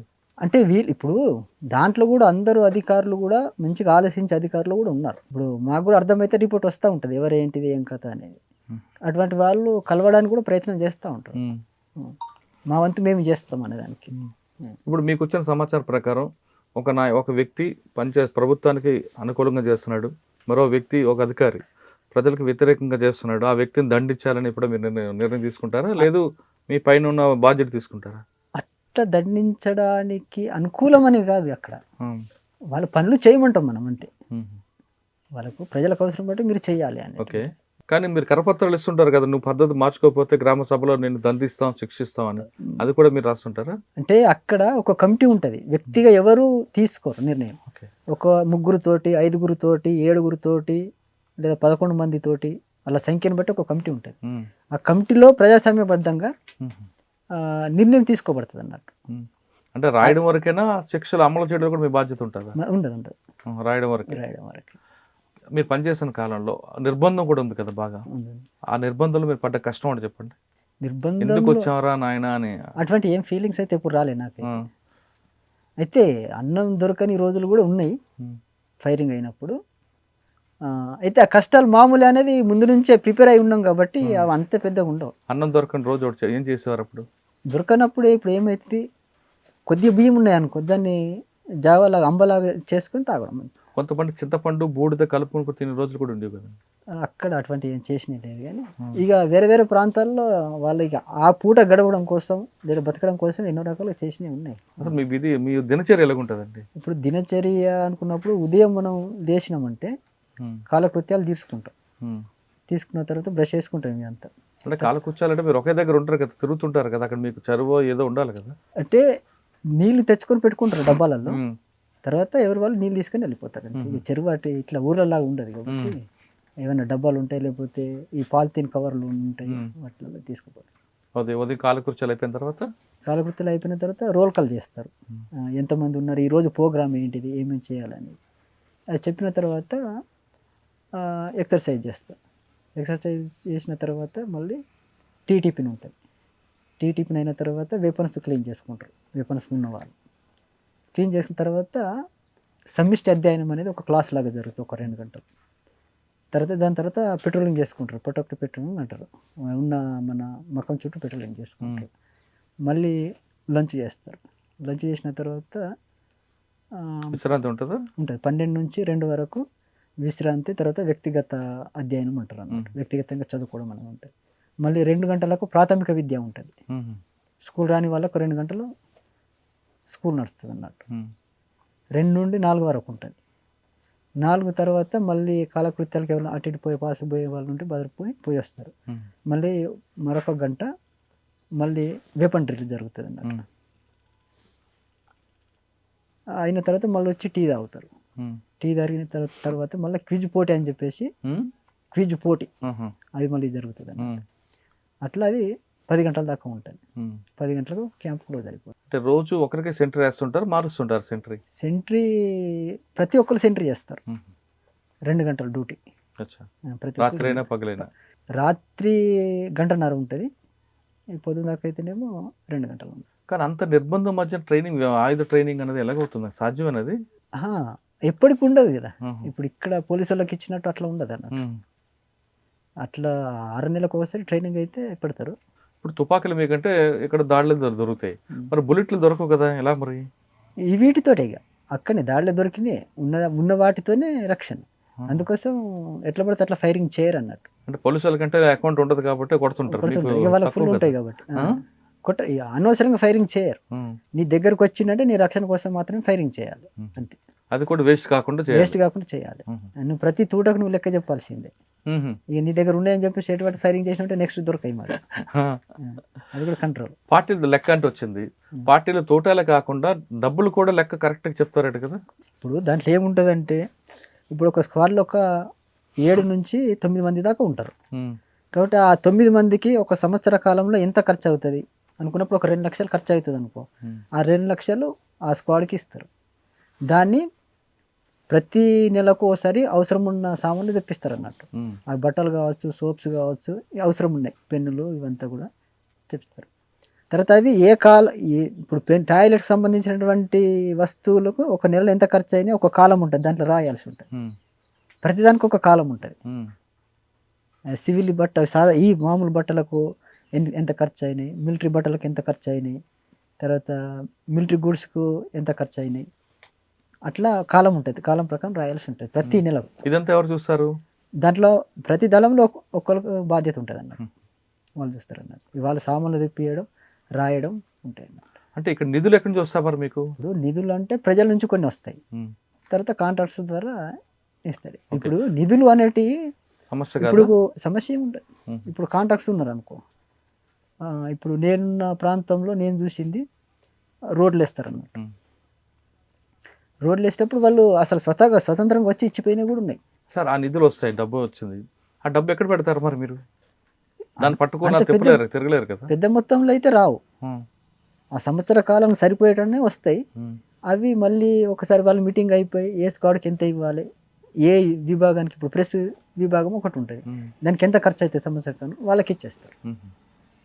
ఎవరిది వాళ్ళకి సంవత్సర బడ్జెట్ ఇచ్చేస్తారు అన్నారు. అది మీరు ప్రతిరోజు లెక్క రాయాలి. అవి రాయాల్సిందే. సంవత్సరానికి 3 జత బట్టలు, సగం సబ్బు ముక్క ఇవే ఇస్తారు కదా, ఇస్తారు. ఇవి కూడా రాస్తారా? అంటే ఒకేసారి తెప్పిస్తాం కదా. 10 మంది ఉన్నారు అనుకో, నెలకి ఎన్ని అయితే అన్ని ఒకేసారి తెప్పించి ఇస్తారు అన్నట్టు. అట్లా కానీ మీ డబ్బులు ఎందుకు? కాంట్రాక్టర్కి చెప్తే వాళ్ళు తెచ్చిస్తారు కదా బయట నుండి. అట్లా తెప్పిస్తే ఇస్తారు, కానీ ఇక ఎప్పటికి వాళ్ళ మీద ఆధారపడలేం కదా. వాళ్ళు రావడం, పోవడం, వాళ్ళ వెనక ఫాలో కావడం ఇవన్నీ ఉంటాయి. వాళ్ళు కూడా ఎప్పటికి పిలవలేము వాళ్ళని. అట్లా డబ్బులు ఇస్తారు, మిగతా అని తెచ్చి పెట్టుకుంటారు. ఇక ఎక్కువ మొత్తంలో అవసరం ఉన్నదనుకుంటే వాళ్ళ అంటే సప్లై టీములు ఉంటాయి అన్నట్టు. సప్లై వాళ్ళే ఇవన్నీ తీసుకొచ్చి వాళ్ళ కంట్రోల్ ఏదో ఒక చోట పెట్టుకొని వాళ్ళు టైం ప్రకారం ఇస్తారు అన్నట్టు. సరే, ఇవన్నీ పక్కన పెడితే మీరు లోపలికి వెళ్ళారు, అక్కడ ఉన్న వాళ్ళందరికీ చైతన్యపరిచారు, మామూలుగా చదువు కల్పిస్తున్నారు. కానీ సమాజంలో మార్పు, సమాజంలో అభివృద్ధి చెందుతుంది, ప్రజలకి సమాజానికి మధ్య దగ్గర అవుతుంది, ఇవన్నీ కనిపెట్టారా మీరు ఎప్పుడైనా? అవి ఉంటాయి. అంటే మీకు కేవలం అడవిలో కాకుండా బయట ఏం జరుగుతుంది, బయట జరుగుతున్న మార్పులు ఏంటి, ప్రజలు ఏం కోరుకుంటున్నారు, ప్రభుత్వం ఏం చేస్తుంది, పార్టీ ఎందుకు చేయలేకపోతుంది, ఈ మార్పులు ఎప్పుడైనా మీరు? అంటే అడవిలో అనేది, ఇక్కడ అడవిలో ఉన్నది ఏం లేదు, ఉన్నది ప్రజలనే. అడవి అనేది ఏదైతే మీరు అడవిలో ఉన్న చుట్టూ ప్రజలే, వాళ్ళు మిమ్మల్ని హారతి పలికారు కాబట్టి వాళ్ళు ఆనందంగా ఉన్నారు, అదే రాజ్యం అనుకున్నారా? లేదు భారతదేశం చాలా ఉంది, మిగతా రాష్ట్రాలు ఏం జరుగుతుంది అన్న అభివృద్ధిని గుర్తించారా లేదా? ఉన్నది. మిగతా ప్రాంతం ఎప్పటికప్పుడు ఆ విశ్లేషణ కూడా ఉంటుంది, అధ్యయనం చేయడం జరుగుతుంది, ఏ ప్రాంతంలో ఏమున్నదని. ఇప్పుడు అటవీ ప్రాంతంలో కాకుండా మైదాన ప్రాంతంలో కూడా సమస్యలు ఉన్నాయి కదా. ప్రతి ఒక్కరికైతే ఉన్నదైతే ఏం లేదు. ప్రతి విషయంలో అసమానతలు ఉన్నాయి ఆల్రెడీ. కులమత భేదాలు ఉన్నాయి, ఆర్థిక సమస్యలు ఉన్నాయి, సామాజిక సమస్యలు ఉన్నాయి. కానీ ఒక్కో ప్రాంతం ఇంకో ప్రాంతం తేడా ఉంటుంది, తేడా ఉంటుంది. ఇప్పుడు మైదానంలో జీవించే ప్రజల జీవన విధానం, అటవీ ప్రాంతంలో జీవించే ప్రజల జీవన విధానంలో తేడాలు ఉంటాయి, ఖచ్చితంగా తేడాలు ఉంటాయి. కానీ మీరు తెలంగాణ నుంచి వెళ్ళారు. తెలంగాణ ఒకప్పుడు తలుపు తడితే వచ్చేవన్నారు, ఒక ఇంటికి తలుపు తట్టగానే ఒక స్వచ్ఛంగా తుపా పట్టుకు వచ్చేవాడు, నేను వెళ్తాను అడవులోకని. ఇప్పుడు ఆ సమస్య నుంచి రావట్లేదు, ప్రజలు మనకు దూరం అవుతున్నారు. తెలంగాణ రాష్ట్రం కాదు, మిగతా రాష్ట్రాలు కూడా దూరం అవుతున్న విషయాన్ని కనిపెట్టారు ఎప్పుడైనా? దూరం అవుతున్నారు అనే దానికన్నా సమస్య కదా, సమస్య ప్రతిపాదికన వాళ్ళు వస్తారు. చూసి డ్రెస్ చూసో ఇది చూసో అట్లా రావడం అనేది ఉండదు అన్నట్టు. సమస్యల్ని కూడా ఎట్లా పరిష్కారం అవుతుంది, నా సమస్య ఉంది, నా సమస్య ఎట్లా పరిష్కారం అవుతుంది దాన్ని బట్టే ఉంటుంది. ఇప్పుడు పార్టీ ఎప్పుడు దళము ఊళ్ళో తిరుగుతూ ఉంటే దాని ప్రభావం ఉంటుంది ఖచ్చితంగా. ఎప్పుడు ఒకసారి వచ్చినట్టు ఎవరు అన్నట్టు ఉంటుంది అన్నట్టు. అది ఒకటి. అది ఓకే. నేను అడుగుతున్న ప్రశ్న ఏంటంటే, ఒకప్పుడు ప్రజా సంఘాలు బయట, ఓకే, వీళ్ళు కార్మిక సంఘాలని, ఈ సంఘాలతో ఉన్న బలం అనేది ఒక పార్టీకి ఉండేది. అది క్రమేపీ తగ్గిపోయింది, రైట్, ఆర్గనైజేషన్ ఫెయిల్ అవుతుంది. ఆ విషయం కనిపెట్టారా అడుగుతుంది. వచ్చేసింది కనిపెట్టడం జరిగింది. మరి దానికి చర్య ఏం తీసుకున్నారు? ఇప్పుడు మీరు చెప్పిన సున్నాబేడ ప్రాంతం తీసుకుందాం, మీరు అక్కడే ఎక్కువ కాలం చేశారు కదా. సున్నాబేడలో ఆదివాసులు మీకు అద్దం పెట్టి హారతి పెట్టి పిలిచారు. కానీ అదే ఆ సున్నాబేడ దాటిన తర్వాత ఇంకొక సున్నాబేడ ఉంటుంది, ఎయిర్పోర్ట్స్ కంపెనీ ఉంటుంది, కోరాపుట్ ఉంటుంది, నవరంగపూర్ ఉంటుంది. ఈ ప్రాంతం అంతా బాగా డెవలప్ అయిపోయి అటు తీసుకుంటే దామన్ జోడి తీసుకోవచ్చు, ఇక భువనేశ్వర్ తీసుకోవచ్చు, రాయగడ తీసుకోవచ్చు. ఇవన్నీ కూడా డెవలప్ అవుతున్నాయి. కేవలం ఈ ఒక్క ప్రాంతంలోనే సమస్య ఉంది అనుకుంటున్నారా? అవన్నీ డెవలప్ అవుతున్నాయి, ఈ ప్రాంతం ఎందుకు అవ్వట్లేదు అనే విషయం గుర్తించారా? డెవలప్ అనుకున్నప్పుడు ఏంది, ఇప్పుడు రోడ్ల డెవలప్ అవుతుంది కదా, బట్ వాళ్ళ ఆర్థిక స్థితిగతులు డెవలప్ అయినా ఏం లేవు, తక్కువే. అంటే మీ ప్రాంతం కాకుండా పక్క ప్రాంతం కూడా, పక్క ప్రాంతానికి కూడా పోయినవి కూడా ఉన్నాయి. అయితే నీకు పనిచేసే క్యాడర్ కావాలి కదా. దూరం అవుతుంది అంటున్నా. దూరం అనలేదు, ఎప్పటికప్పుడు రిక్రూట్మెంట్ ఉంటే, అంటే నువ్వు ఆర్గనైజ్ చేసేది నీ దగ్గర ఉండాలి. ఇప్పుడు సమస్య ఏంటిది, ఇప్పుడు తెలంగాణ నుంచి మనం ఒడిశా పోవాలనుకున్నా ఒడిశా లాంగ్వేజ్ నీకు రావాల్సిందే, అక్కడ ప్రజల స్థితిగతులు నీకు తెలవాల్సిందే. అప్పుడు నువ్వు వాళ్ళని ఆర్గనైజ్ చేయగలుగుతావు. నువ్వు పోయి రమ్మంటే వాళ్ళు రారు. వాళ్ళ మౌలిక సమస్యలు నువ్వు తెలుసుకోవాలి, వాటి పరిష్కార మార్గాలు నువ్వు చెప్పాలి, అప్పుడు మాత్రం నీ దగ్గరకు వస్తారు. నువ్వు పోయి నేను చెప్తాను నీకోసం పని చేస్తున్నా, నీకోసం పోరాటం చేస్తున్నా అంటే వాళ్ళు రారు, నమ్మరు కూడా. అది ఓకే. నేనేమంటున్నానంటే, ఒకప్పుడు ఇంటి నుండి మీరే ఎగ్జాంపుల్, ఎర్రవల్లి నుండి ఆరేవల్లి నుండి రవి వెళ్ళారు, ఒక సమాజం మీద స్పృహతో వెళ్ళారు. మీరు సమాజాన్ని బాగు చేయాలి అన్న భావోద్యాన్ని వచ్చి వెళ్ళారు, అవునా? కానీ క్రమేపీ ఏమవుతుందంటే, సమాజ స్పృహ కాకుండా వ్యక్తిగత స్వార్థం కోసం తుపాకీ పట్టుకోవడానికి వచ్చే వాళ్ళ సంఖ్య పెరిగింది, అవునా కాదా? అదైతే కరెక్ట్ కాదండి. అటువంటి వాళ్ళైతే ఇప్పుడు దాంట్లో సంపాదించుకునేది అయితే ఏముండదు. సంపాదించడం కాదు, వ్యక్తిగతంగా ఒక వ్యక్తి మీద నాకు కసి ఉంది, ఆ కసి నాకు ప్రభుత్వంలో తావలేదు, పోలీస్ స్టేషన్లో అవ్వలేదు, కాబట్టి అన్నల దగ్గరికి వెళ్తే అవుతుందని అన్నలో జాయిన్ అయ్యి కొంతకాలం వాళ్ళు బెదిరించడం అన్నట్టు చేస్తారు. అలాంటి సంఖ్య వచ్చిందా లేదా? అటువంటిది అయితే నేను ఎప్పుడు చూడలే. అంత సమాజమే స్పృహతో వచ్చారు. అక్కడ ఇప్పుడు నువ్వు అన్నట్టు అట్లా వచ్చినప్పటికీ, ఎవరి మీద కోపంతో వచ్చినప్పటికీ, ఇక్కడికి వచ్చిన తర్వాత మారాల్సిందే. నేను పోయి అన్నకు పోయిన తర్వాత నేను వీని చంపుతా వాని చంపుతా అంటే కుదరదు. ఖచ్చితంగా అక్కడ ఒక నిర్ణయం జరిగిన తర్వాతనే జరుగుతుంది. ఒకవేళ ఊళ్ళో ఉన్న వాళ్ళు ఎవరు, ఇక్కడ మనం మిలిటెంట్లు అంటాం, వాళ్ళు చేసిన తప్పిదాలు కూడా ఉంటాయి, పార్టీకి తెలియకుండా వాళ్ళ మీద చర్యలు తీసుకుంటారు. ఇప్పుడు ఇక్కడ ఏటూరు నాగరంలో అది ఏ సంవత్సరం ఒక బస్సును పేల్చేసాను కదా, ఏదో చింతగూడమ ఏదో ఊరు అంటారు, ఏటూరు నాగరం తుపాకులగూడ. అక్కడ కూడా చర్య తీసుకున్నారు.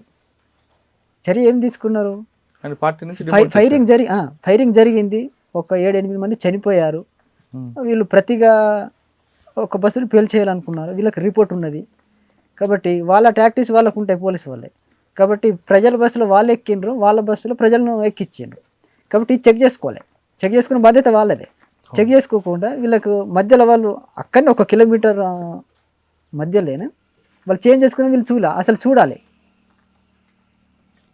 కాబట్టి ప్రజల బస్సును పోలీసు బస్సే అది, కాబట్టి ప్రజలను ఎక్కించిండ్రు, కాబట్టి ప్రజలు చనిపోయిండ్రు. కాబట్టి కొద్దిమంది ఆ ఘటనకు ఏవైతే నాయకత్వం వహించిండ్రో వాళ్ళని సస్పెండ్ చేయడం జరిగింది. అంటే అటువంటి తప్పిదాలు కూడా పార్టీ సమీక్ష జరిపితే దానికి బాధ్యులు ఎవరు వాళ్ళకు. మీ దగ్గర అటువంటి సంఘటనలు జరిగాయా? అక్కడ ఏం జరగాలి, నేను ఎక్కువ ఏం జరగలేదు. ఏం జరగలేదు. ఎందుకు ఎక్కువ ఇటువైపు ఉన్న అంత వర్క్ అక్కడ ఎందుకు కనిపించింది అంటే ఆంధ్ర సరిహద్దు ఉంది ఏవోబి కలిమెల బలిమెల ఆ ప్రాంతంలో అంత యాక్టివ్ అటు ఎందుకు కనిపించదు? నౌపడ, సున్నాబేడ, కలిమెల, మన కాంకేర్, గరేబాద్. ఇప్పుడు అక్కడ అనుకున్నట్టయితే చదువుకుంటూ ఉన్నారు, అయితే దానికి ప్రోత్సహించింది కూడా చాలా ఉన్నది. అసలు స్కూళ్ళలోకి పోయి టీచర్స్ ఇప్పుడు ఆ సోనబేడ ప్రాంతంలో కూడా స్కూళ్ళు ఉంటాయి పైన, 5th వరకు ఉంటాయి, 7th వరకు ఉంటాయి. ఒక్కరే ఉంటారు, లేకపోతే ఇద్దరే టీచర్స్ ఉంటారు. వాళ్ళు కూడా రెగ్యులర్గా రాదు. వాళ్ళని పిలిచి కూడా మీరు ఇక్కడ ఎందుకు ఉండలేరు అని చెప్పేసి మాట్లాడినవి ఉన్నాయి, వాళ్ళు రెగ్యులర్గా వచ్చేటట్టు చేసినవి కూడా ఉన్నాయి. లేకపోతే ఇక్కడ మాకు సౌకర్యాలు ఏం లేవు. సౌకర్యాలు అంటే ఏంటిది? రోడ్డు ఉండాలనేది, లేకపోతే ఈ ఏమంటే దుకాణాలు ఎందుకు ఉంటాయి అక్కడ? వాళ్ళు ఉన్నది ఆదివాసులు, గుడిసెలు ఉంటాయి, నువ్వు ఉండాల్సిందే. నువ్వు మరి జాబ్ చేస్తున్నావు, నువ్వు శాలరీ తీసుకుంటున్నావు కాబట్టి మరి పిల్లలకు చదువు చెప్పకపోతే ఎట్లా? కానీ మీరు పనిచేస్తున్న సోనాబేడలో అక్కడ ఉన్న ఆదివాసీల వస్త్రధారణ మార్చడం కానీ లేదా వాళ్ళకున్న చెడు అలవాట్లు మార్చడం కానీ ప్రయత్నం చేసింది పార్టీ. రైట్. ఉదాహరణకు గుడాక్ అని ఉంటుంది, చూసారా? అక్బర్ గుడాక్ అని ఉంటుంది. అక్బర్ గుడాక్ తింటే పొగాకు, అది పాడవుతారు, హెల్త్ పాడవుతుంది. కానీ అక్కడ ఎక్కువ మీరు చెప్పిన సోనాబేడ ప్రాంతంలో అక్బర్ గుడాకే తింటారు. అది మాన్పించడానికి ప్రజల నుంచి మాన్పించడానికి మీరు ఏం చేశారు? మరి మేము కార్యక్రమాలు తీసుకోవడం జరిగింది, కానీ తీసుకున్నది నడుస్తూనే ఉంటుంది కదా. వాళ్ళు ప్రజలు కుటుంబం అంతా ఇది చేస్తారు అన్నట్టు, యూజ్ చేస్తారు. నువ్వు అప్పుడు కరోనా సందర్భంగా ఒక్క కేజీ 1000 రూపాయలు పెరిగింది. ఏది? ఈ గుండు అనే గుడాకు పేస్ట్ లాగా ఉంటుంది, అది ఎర్రగా ఉంటుంది, అది ఎర్రగా ఉంటుంది. ఇంట్లోనే ఇంకో పెద్ద డబ్బు తెచ్చుకుంటారు, పిల్లలంతా మొత్తం పెద్దల నుంచి పిల్లలంతా వరకు రాస్తూనే ఉంటారు అన్నట్టు. అది మంచిది కదా కదా అని ఆరోగ్యం పాడు చేస్తారు. అయితే అది వదిలిపెట్టలే ప్రజలు. అయితే మరి అది అలవాటు మానిపించాలి కదా. మీరు ప్రయత్నం చేసినాం, అది ప్రోగ్రామ్ తీసుకున్నాం. దానివల్ల నష్టాలు ఎందుకంటే అల్సర్ వస్తుంది దాని ద్వారా, తర్వాత క్యాన్సర్ వస్తుంది. అంత ఈజీగా అటువంటి మానడం అనేది కష్టమే. అయితే ప్రోగ్రామ్ తీసుకోవడం జరిగింది. కానీ బట్టలు వేసుకోవడానికి కూడా మార్పు తీసుకొచ్చారా? బట్టలు అనేది నేను చెప్తా, అక్కడ సోనబేడ ప్రాంతంలో బూంజీ అనే ఆదివాసీ తెగలు తెలుసు కదా. ఆ బూంజీ ఆదివాసీ తెగలలో పెళ్ళైన యువతులకు బ్లౌజ్ తీసేస్తారన్న.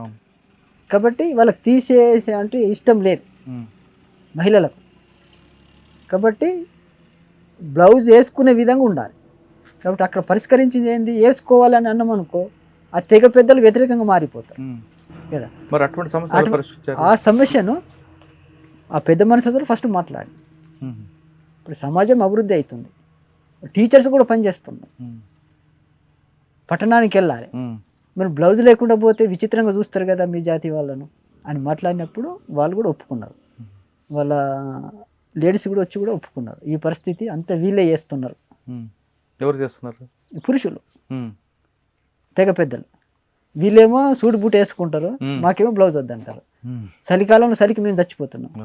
చెప్పులు కూడా వేసుకొని ఇయ్యరు, మహిళలకు చెప్పులు కూడా ఉండవు.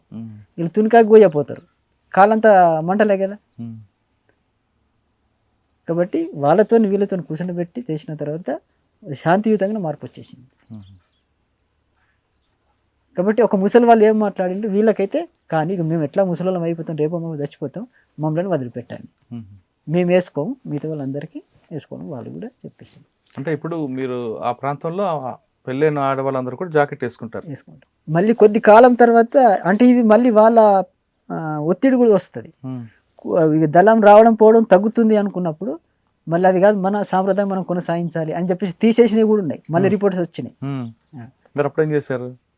మన దూరం అవుతున్న క్రమంలో ఇక మనం పోయి అప్పటిలాగా చేయలేము దాన్ని. ఎప్పుడైతే అక్కడ పోలీస్ క్యాంప్ వచ్చి పడ్డదో అవి మళ్ళీ స్టార్ట్ అయినాయి. ఎప్పుడైతే ఇప్పుడు రిప్రెషన్ తీసుకొస్తూ క్యాంపులు దగ్గరేస్తూ వస్తూ ఉన్నారు. ఇక్కడ ఎప్పుడైతే ఆ ఊర్లో క్యాంపు పడ్డదో ఆ ఊర్లో పెద్ద మనుషులు మళ్ళీ వాళ్ళ పాత సాంప్రదాయాలను స్టార్ట్ చేయడం మొదలుపెట్టారు. సరే, అదంతా పక్కన పెడితే ఇప్పుడు కూడా మీకు 20 సంవత్సరాల్లో తమ్ముడు, అమ్మ, నాన్న ఎవరు గుర్తురాలేదు? గుర్తొస్తారు, ఎందుకు గుర్తురా? మరి ఏం చేస్తారు? కలవాలి, మాట్లాడాలని కూడా ఇప్పుడు అనుకోలేదు? అంటే ఇబ్బంది అవుతుంది, వీళ్ళకి ఇబ్బంది అవుతుంది, నాకు కూడా ఇబ్బంది అవుతుంది. ఎందుకు? మీరు వస్తే వీళ్ళకి పట్టుకుంటారని. ఇప్పుడు నాకు రావడం ఒక సమస్య, నేను ఎక్కడున్నా తెలిసిపోతుంది. తర్వాత వచ్చిపోయిన వీళ్ళ మీద ఆల్రెడీ నిఘా ఉంటుంది కదా, వచ్చిపోయిందట, మీరు ఎందుకు తీసుకురాలే, ఇవన్నీ వాళ్ళకి సమస్యలు ఉంటాయి కదా. అంటే 20 సంవత్సరాలు ఇప్పుడు కూడా వాళ్ళతో మాట్లాడడం అవ్వలేదు, నేను వీలు పడలేదు. ఎప్పుడు మాట్లాడలేదు. పోయినంటే నేను రాలే. కానీ వీళ్ళు గుర్తుకొచ్చేవారా? ఎందుకు గుర్తుకు అందరు గుర్తొస్తుంది ఇక, తిరిగిన ప్రాంతం, దోస్తులు, ఊరోళ్ళు, ఫ్యామిలీ అంతా ఎప్పుడు గుర్తు. బాధపడలేదా?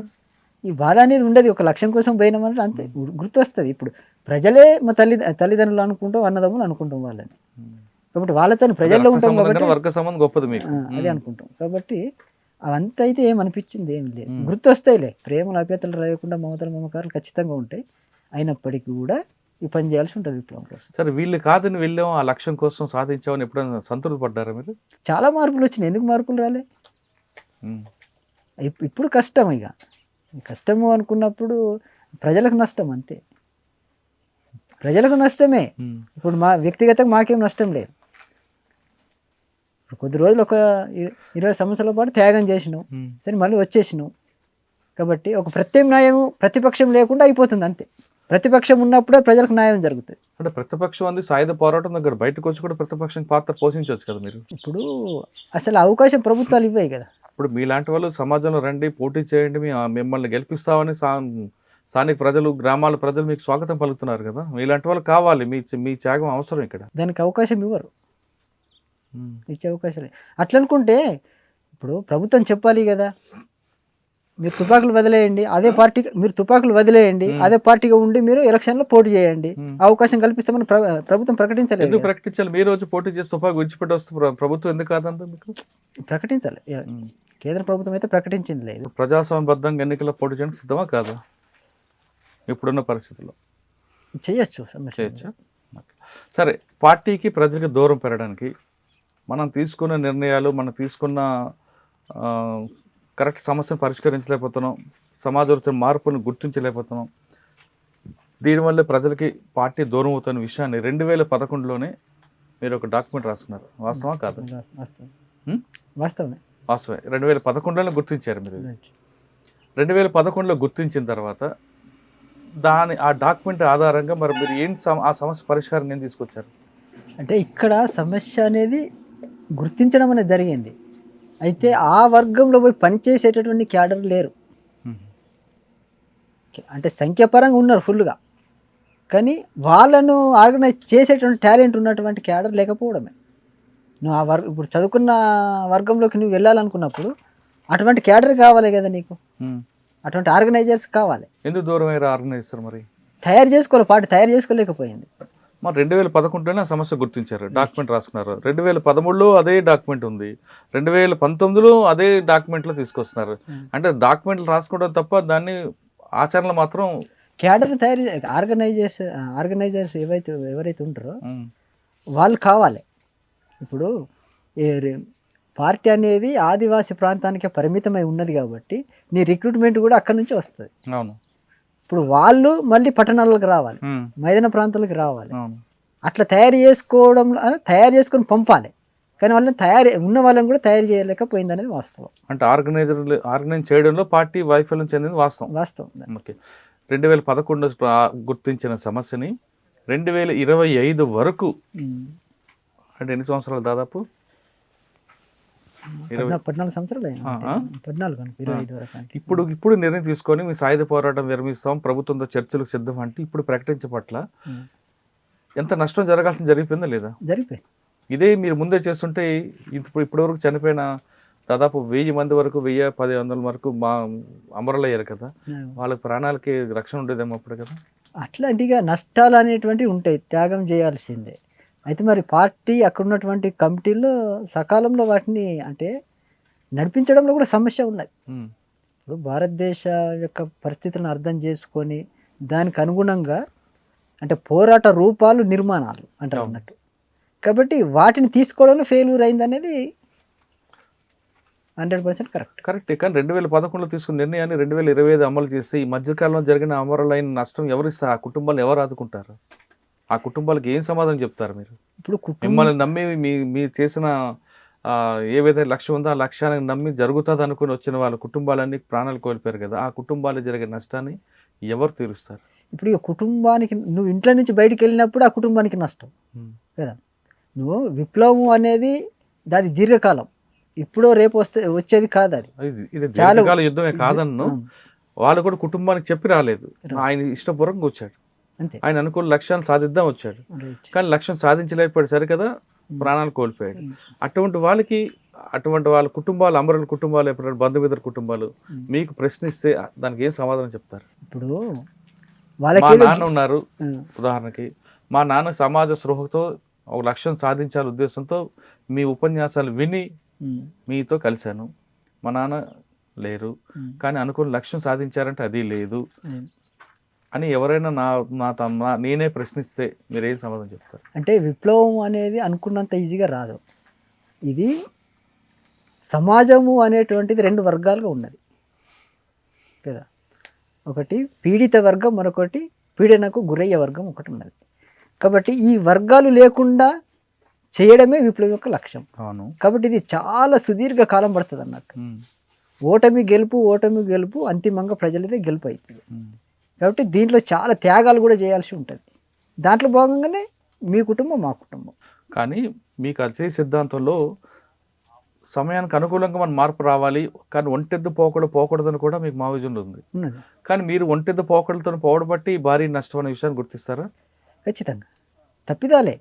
ఇప్పుడు ఈ పరిస్థితికి రావడం, ఇప్పుడు చాలా మంది బయట వాళ్ళు కూడా విశ్లేషిస్తున్నది కూడా అదే తప్పిదా. ఇప్పుడు అందరిది కూడా అంతే, సరైన పద్ధతిలో నడిపించింది లేదు. స్టేట్ రిప్రెషన్ ఉంది ఆల్రెడీ, అది ఉంటుంది అని కూడా తెలుసు. అంతే, పార్టీ నాయకత్వం ఫెయిల్యూర్, దీన్ని చెప్పుకోవచ్చు, సమస్య ఏం లేదు. ఓకే, మీరు ఒరిస్సా భాగం ఎక్కువ పని చేస్తారు, అది ఎక్కడికి వచ్చారు? ఒడిశాలో పనిచేసి మళ్ళీ ఇక్కడ తెలంగాణకు వచ్చిన. తెలంగాణకి పార్టీ ఆదేశించిందా? ఆదేశం. ఎక్కడ? నేను ఇటు 2024 వచ్చిన. ఇటు వచ్చిన తర్వాత ఇక్కడే పనిచేస్తానన్న తర్వాత మళ్ళీ అక్కడ నుంచి కొమరభీం పంపించారు, ఆదిలాబాద్, ఉమ్మడి ఆదిలాబాద్. అంటే తిరిగాని ఆ ప్రాంతం తిరిగారా? ఆ ప్రాంతం ఎక్కువ కాలం తిరగలే, కానీ అటు బాధ్యతలు ఇచ్చి అటు పంపించారు. కానీ మళ్ళీ సమీకరణ చేస్తుంటే ప్రజల సహకారం ఉందంటారా? ప్రజల సహకారం అయితే ఉన్నది, అవసరమే అంటుండ్రు ప్రజలు. మరి ఇప్పుడున్న పరిస్థితులలో ఈ కమ్యూనికేషన్ అంతా పెరిగింది కాబట్టి ఎప్పటికప్పుడు ఇన్ఫర్మేషన్ అయితే పోతా ఉన్నది. కానీ మీరు అక్కడ పనిచేస్తున్నప్పుడు ఒడిశా ప్రాంతంలో మా భాష కాదు, మా రాష్ట్రం కాదు, మీరు వచ్చి మాకు చెప్పడం ఏంటని ఎవరైనా మీకు అట్లా ఎవరైతే అన్నదైతే ఇప్పుడు ఏం లేదు. తేడాలు అయితే ఎప్పుడు ఇట్లా. కానీ ఎక్కువ ఇప్పుడు స్టేట్ కమిటీ కానీ సెంట్రల్ కమిటీ కానీ ఎవరు తీసుకున్నా తెలంగాణ, ఆంధ్రప్రదేశ్ చెందిన వ్యక్తులు ఉన్నారు కూడా. మీకు జార్ఖండ్, ఛత్తీస్గఢ్, ఒడిశా, మహారాష్ట్ర ప్రాంతం కొంతమంది ఉన్నారు, కానీ ఎక్కువ అధిక భాగం మీదే ఉన్నారు. కాబట్టి మీ రాష్ట్రంలో ముందు పార్టీ ఉనికిని కోల్పోయి మీరు వచ్చి మా రాష్ట్రంలో మా మీద పెత్తనం ఏంటనే విషయాన్ని అట్లయితే ఎప్పుడు ఉండవు, ఎప్పుడు రాదు కదా. ఎప్పుడైతే ఆ కంపెనీలు అయితే వచ్చినట్టయితే నాకేం లేదు, నేనున్న కంపెనీ కూడా అటువంటి లేదు. ఎక్కువ మంది అయితే తెలుగు వాళ్ళు లేరు, మరి ఎక్కడున్నారు నీకు తెలుగు వాళ్ళు? తెలుగు వాళ్ళు ఎక్కువ లేదు, పైనుంచి తీసుకుంటే అంత తెలుగు వాళ్ళే కదా. ముప్పల్ లక్ష్మణరావు గారి దగ్గర నుండి అది సీసీలో కనబడుతుంది, మనకు సీసీలో కనబడుతుంది. మిగతా ప్రతి స్టేట్ లో కూడా ఆదివాసులే. ఇప్పుడు ఒడిశాలో కూడా పాక హనుమంత్ గారు మరి తెలుగు అయినా కదా, ఒక్కైనా కదా. మిగతా స్టేట్ కంపెనీ మరి లోకల్ వాళ్ళే ఉన్నారు. లోకల్ ఉన్నా ఎక్కువ ఆర్గనైజ్ చేసి అందరూ మోటివేషన్ చేయడంలో మీదే పాత్ర ఎక్కువ ఉంటుంది కదా, మీ రోల్ ఎక్కువ కనిపిస్తుంటది కదా. అంటే అది మరి నీ పాత్ర ఉండాల్సిందే కదా. అంటే వ్యక్తిగతంగా నిర్ణయాలు ఉండవు, నీ సిద్ధాంతపరంగా అక్కడ నువ్వు చర్చించాల్సిందే. వ్యక్తిగతంగా నువ్వు రుద్దేది ఏముండదు అక్కడ. ఎవరైనా నీ సిద్ధాంతం ఏంటి, నీ లైన్ ఏంటిది, ప్రజల సమస్యలు ఏంటిది పరిష్కరించడానికి దానికి కొన్ని సూత్రాలు ఉంటాయి. కాబట్టి సూత్రాలకు అనుగుణంగా నిర్ణయాలు తీసుకుంటావు. నువ్వు ఏ వ్యక్తి అనేది, ఇప్పుడు మీరు ఏదైతే మాట్లాడుతున్నారో మనం ఉన్నాం కాబట్టి, ఇక నీది తెలంగాణ అని, లేదా నువ్వు రెడ్డి అనో, లేదా మాలానో, మాది కానీ నీకు అక్కడ ఏమి కనబడవు. తేడాలు అసలు కనబడు, నువ్వేందని నీకు అర్థం కాదు. నువ్వు చెప్తున్న విషయం ఏంటిదో దానిపై ఆధారపడి ఉంటుంది. ఇవన్నీ ఏముండవు. ఇప్పుడు వచ్చిన తర్వాత ఇక వీళ్ళు పలానా వాళ్ళు, పలానా కులం వాళ్ళు అనేదే ఇప్పుడు నాకు కనబడుతుంది కదా. నీకు అక్కడ ఈ కులాలు అనేటటువంటివి ఉండదు. తర్వాత ఆడమగ తేడా అనేది ఉండదు. నువ్వు కంపెనీలో నువ్వు ఉన్నావంటే నీ అభిప్రాయాలు వినడం తప్ప ఇవి ఉండే అన్నట్టు, నీ ఆలోచనే రాదు. పార్టీ గురించి పక్కన పెడదాం, ఇంకా మీ వ్యక్తిగతంగా మాట్లాడదాం. మీ వివాహం అయింది? అక్కడ వివాహం అయింది. ఎక్కడున్నారా? వెళ్ళిపోయింది. ఎటు వెళ్ళిపోయారు? ఇంటికి వెళ్ళిపోయినాను. నేను పార్టీలు ఉన్నప్పుడు ఇంటికి వెళ్ళిపోయి. తర్వాత మరి చేసుకోలేదా వివాహం? చేసుకోలేదు, తర్వాత చేసుకోలేదు. సరే, మరి ఎందుకు బయటికి రావాల్సి వచ్చింది అంటే 3 కారణాలు కనిపిస్తున్నాయి. నిర్బంధం పెరగడం వల్ల వచ్చారా, లేదా అనారోగ్య సమస్యల వల్ల వచ్చారా, ఇంకా పోరాటం చేయలేము బయటకు వచ్చి చేద్దామని వచ్చారా? ఇప్పుడు బయట అంటే నేను ఆలోచించింది ఏంటిది, రిప్రెషన్ అయితే పెరిగింది, అది మెయిన్ కారణం, సమస్య ఏం లేదు. తర్వాత ఇప్పుడు మీడియా మిత్రులంతా కూడా కొద్దిమంది ప్రజాస్వామ్యవాదులుగా చెప్పుకునే వాళ్ళంతా కూడా ఇప్పుడు సరే ప్రజాస్వామ్యబద్ధంగా కూడా పోరాటాలు చేయవచ్చు ఉమ్, ఒకటి. కాబట్టి ఇది ప్రజాస్వామ్య దేశం అని కూడా అంటున్నట్టు ఉంటుంది ఉమ్, కదా. ఇప్పుడైతే ఆ నిర్బంధంలో ఉండలేము ఒకటి. కాబట్టి చూద్దాం ఆ ప్రజాస్వామ్యంలో పోయి చూద్దాం మరి ఆ ప్రజాస్వామ్యం ఎంతవరకు ఉంటుందో. ఉమ్, ఒక సమాజంలో కొంతవరకు ఒక 24 సంవత్సరాలు ఉండడం జరిగింది. ఉమ్, తర్వాత చూద్దాం మరి అక్కడ పోయి చూడ ఎటువంటి మార్పులు ఉన్నాయి, ఎంతవరకు అభివృద్ధి జరిగింది, తర్వాత అసలు ప్రజాస్వామ్యం అనేది ఉన్నదా లేదా చెప్తున్నటువంటిది ఉమ్. అక్కడ పోయి చూస్తే అర్థమైంది. పార్టీకి చెప్పొచ్చారా చెప్పకుండా వచ్చారా బయటికి? నేను చెప్పే వచ్చిన ఎవరు మీకు ఇచ్చారు మీ ఇవ్వాల్సిందంతా? స్టేట్ కమిటీ వాళ్ళకి చెప్పరావాలి. ఎవరు? దామోదర్ ఉంది, ఉమ్? దామోదర్ బడే చొక్కరావు గారు చెప్పారు. ఆయనకి అన్ని చెప్పొచ్చారా? చెప్పి వచ్చిన చెప్పి మా వెపన్స్ కూడా ఇచ్చిన తీసుకున్నారు వాళ్ళు. చాలా మంది ఈ మధ్య కాలంలో వాళ్ళ దగ్గర డబ్బులు కూడా తీసుకొచ్చి ఇస్తున్నారు, డంపులు చూపిస్తున్నారు, అటువంటివి ఉన్నాయా? తెలియదు నా దగ్గర అటువంటి ఏం లేవు. కానీ అంటే ఇప్పుడు నేను చెప్పిన కదా, ఒక సంవత్సరం కాలం పాటు మీరు ఒక 10 మంది బతకాలి కాబట్టి కొంత ఇస్తారు. ఉమ్. అటువంటి తెచ్చి ఇచ్చిండ్రు మరి నాకు తెలియదు. కానీ అంటే మీరు సరెండర్ అయ్యారా, అరెస్ట్ అయ్యారు ఇక్కడ? సరెండర్ అయ్యా. అంతేనా? సరే, ఓకే, బయటకు వచ్చారు. ఇప్పుడు మీ లక్ష్యం ఏంటి? ఏదన్నా చేయాలి సామాజిక కార్యక్రమాల్లో, ఏదంట్లో సాధ్యమైనంత వరకు మంచి ఇప్పుడు మంచి పనులు బయటకున్న చేయడానికి. మాజీ మావోయిస్టులు కలిపి చేస్తారా, లేదు మీరు ఒక్కరే నిలబడి 6,000 ఇంకా అభివృద్ధి చేస్తారా? ఇప్పుడు ఎవరైనా మంచి పనులు చేస్తుంటే వాళ్ళకి సపోర్ట్ చేస్తాను, దాంట్లో పాల్గొంటారు. ఉమ్, ఇప్పుడు విడిగా ఒక ఆర్గనైజేషన్ పెట్టుకోవడం అనేది సాధ్యం కాదు, ఉమ్, అయ్యే పని కూడా కాదు. సరే ఎవరైనా పనులు చేస్తుండ్రు అనుకుంటే దాంట్లో పార్టిసిపేట్ చేస్తాం. చివరిగా ఒక మాట చెప్పండి. ఊరికి వచ్చారు, చూశారు, రైట్. తమ్ముడు చూశారు, వాళ్ళందరూ చూడగానే ఏమనిపించింది? ఇక నేను అంత పెద్దగా అంత ఆలోచించింది అయితే ఏం లేదు. అయితే ఈ సహజంగా ఉండే మార్పులు అది ముందే ఇక అర్థమై ఉంటాయి కాబట్టి సహజంగా ఉండే మార్పులు. ఇప్పుడు ఈ కొత్త ఊరు అనే కాదు, అక్కడ కూడా ఈ ఊర్లు ఉన్నాయి, ఇటువంటి సంబంధాలు ఉంటాయి ప్రతి ఊర్లో. ఉమ్. అది చూసినటువంటి మళ్ళీ కొత్తగా చూసిన ఏదో అన్నట్టయితే కానీ ఇక్కడ రక్త సంబంధం కనిపిస్తుంది కదా, అది వేరు వర్గ సంబంధం అది. కనిపిస్తుంది. మరి రక్త సంబంధం చూసినప్పుడు అదగా ఆనందం ఉంటుంది కదా. ఇక అది ఎట్లాగ ఉంటుంది కదా. ఇక ఇవి వచ్చి దాదాపు 4 రోజులు అవుతుంది అనుకుంటా.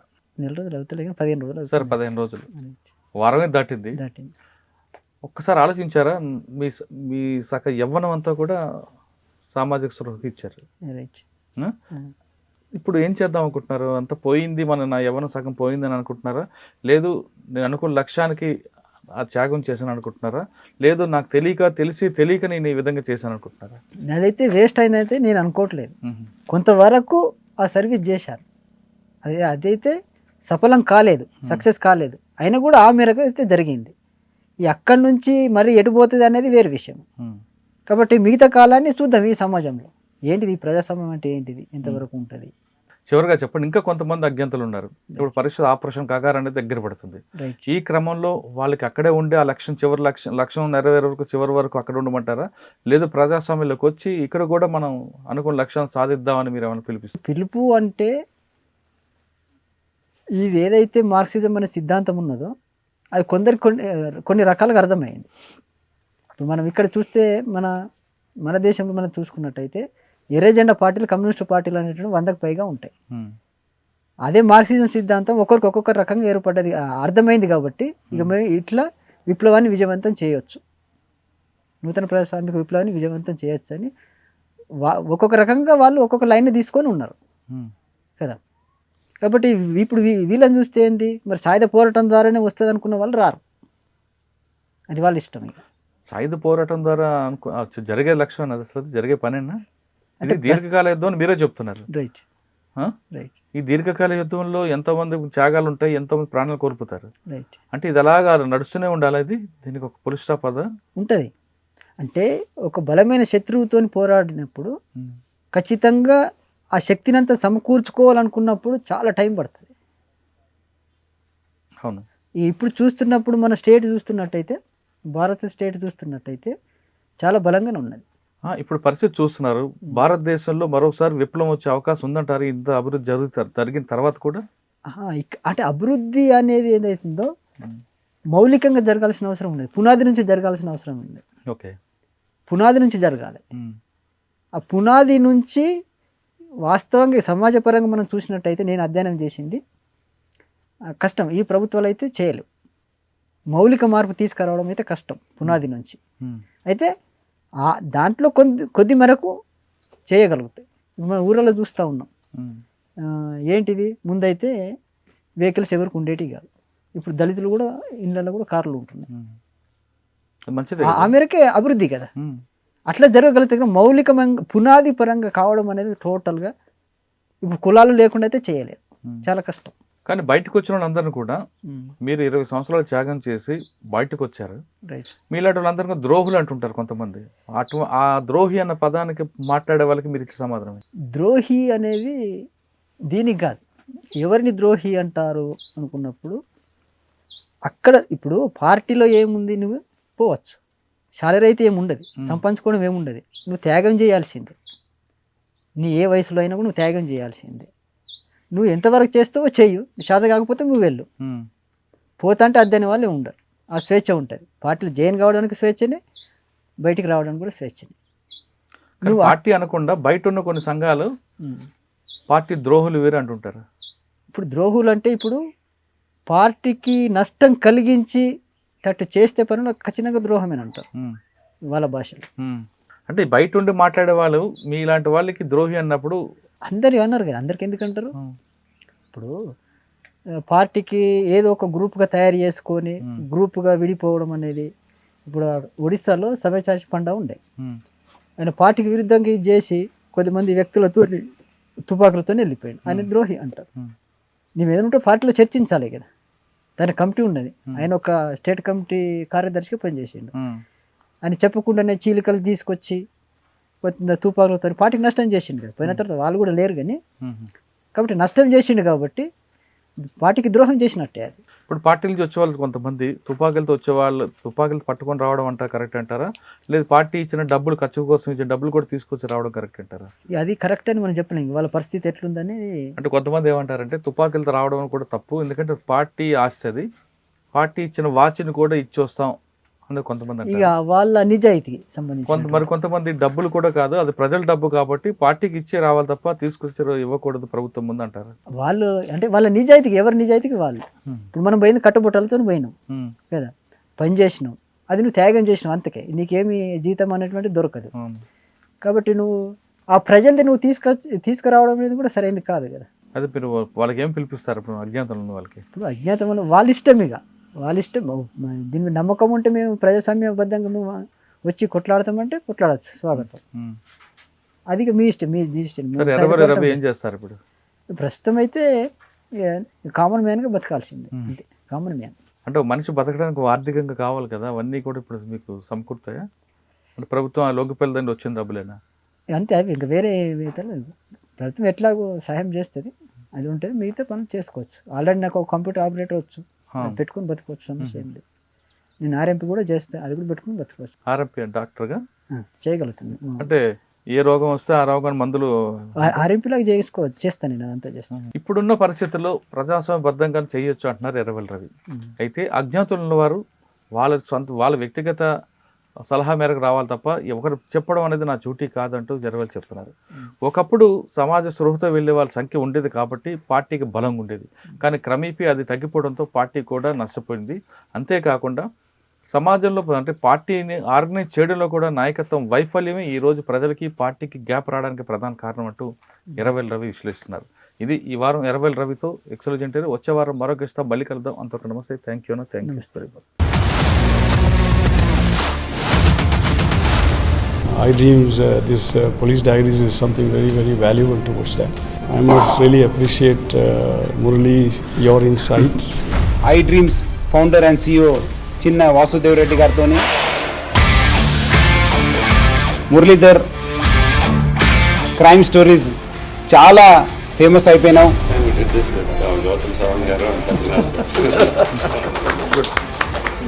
Well done. Congratulate him for doing so well, and I congratulate him, his boss also, for doing so well.